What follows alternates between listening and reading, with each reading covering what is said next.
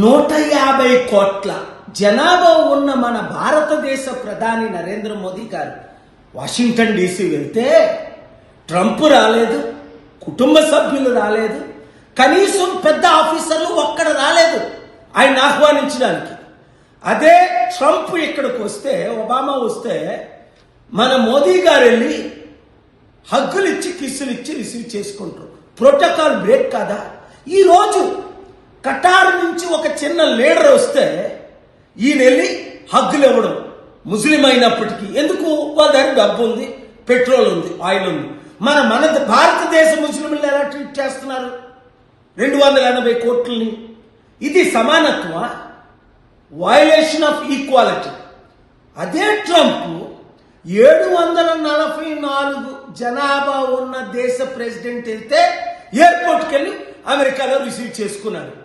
మన దేశ పరిస్థితి ఈ మోదీ గవర్నమెంట్ వచ్చిన తర్వాత ఎంత దిగజారిపోయిందో బాధేస్తుంది.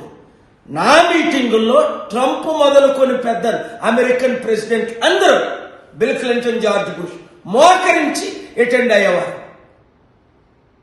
మన లీడర్స్ మారితేనే మన దేశ పరిస్థితులు మారుతాయి.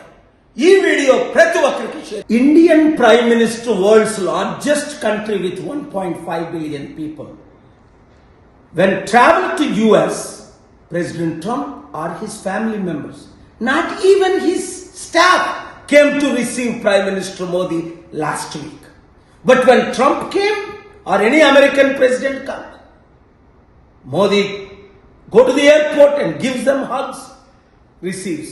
And today Modi going to airport to receive a Muslim small country Qatar leader is questioned by everybody.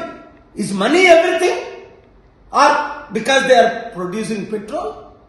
Don't we have our own image and protocol? As an Indian, I have showed the world, including 155 presidents and American presidents, to come, sit in my meeting, stand for my blessings. I am heartbroken how Prime Minister Modi is humiliated globally. Let us make India number one under our leadership. Share this video with everybody.